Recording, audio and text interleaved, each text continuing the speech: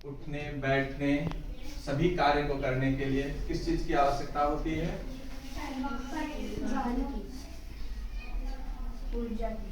ऊर्जा की आवश्यकता होती है।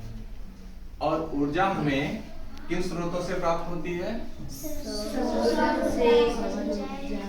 भोजन से, पेट्रोल से। तात्पर्य हमें विविध स्रोतों से ऊर्जा प्राप्त होती है। ऊर्जा के विविध रूप हैं और विविध जगहों से हमें ऊर्जा प्राप्त होती है। अब ऊर्जा जो है, जैसे गांव में आप देखते होंगे कि गांव में जलाने के लिए लकड़ी इस्तेमाल होती है, खाना बनाने के लिए उपले इस्तेमाल होते हैं, वो भी एक ऊर्जा के स्रोत हैं। इसी प्रकार कोयला, गाड़ी चलाने के लिए पेट्रोल, आजकल ई रिक्शा में बैटरी का उपयोग, ये सभी ऊर्जा के स्रोत हैं। लेकिन क्या आप जानते हैं कि कुछ स्रोत हमारे ऐसे हैं जो समय के पश्चात नष्ट हो जाएंगे? कौन से ऐसे स्रोत हैं?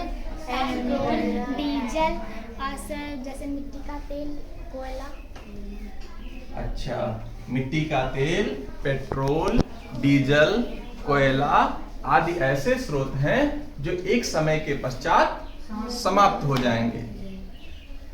ये इसलिए समाप्त हो जाएंगे क्योंकि ये हमारी पृथ्वी के गर्भगृह में कहीं न कहीं स्थापित है, भंडारित है और ये करोड़ों वर्षों में प्राप्त हुए हैं। अब ये ऐसे स्रोत हो गए जिन्हें हम अनवीकरणीय कहते हैं या सीमित स्रोत। सीमित इसलिए क्योंकि एक समय के पश्चात ये समाप्त हो सकते हैं, और अनवीकरणीय इसलिए क्योंकि इनका नया रूप नहीं हमें प्राप्त होता है। इसलिए कोयला, पेट्रोल, रसोई गैस, मिट्टी का तेल, ये सभी अनवीकरणीय स्रोत हैं और ये प्राप्त होते हैं जीवों के माध्यम से, इसलिए जीवाश्मी ईंधन भी कहलाते हैं। क्योंकि ये मृत पेड़ पौधों, जीव जंतुओं से प्राप्त होते हैं, इसलिए ये जीवाश्मी ईंधन भी हैं और ये अनवीकरणीय भी हैं। इसके साथ हम बात करते हैं दूसरे स्रोत की, तो नवीकरणीय।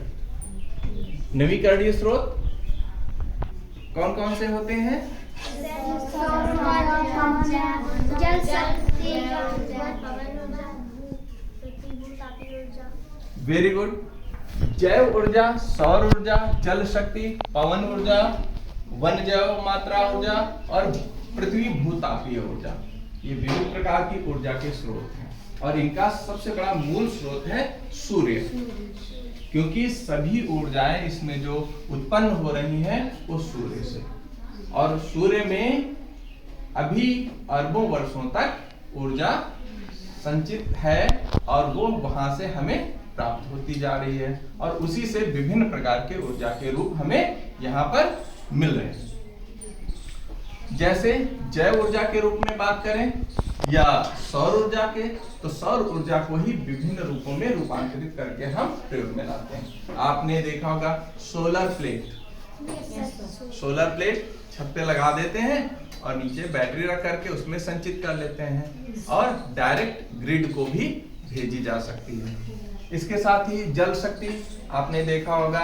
जल चक्र, जल चक्र सूर्य की ऊर्जा से ही तो संभव है और उसके वाया जब ऊपर से जल नीचे की ओर आता है तो हाइड्रो इलेक्ट्रिक पावर प्लांट लगा करके वहां से जल शक्ति प्राप्त करते हैं।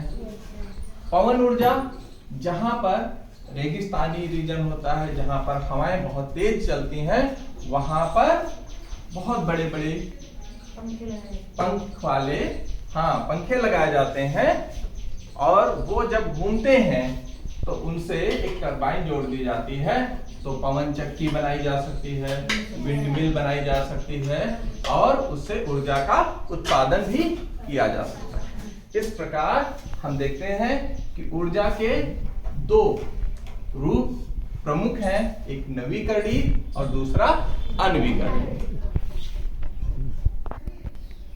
तो आज आपने जाना ऊर्जा के दो रूप होते हैं, अनवीकरणीय संसाधन और नवीकरणीय संसाधन।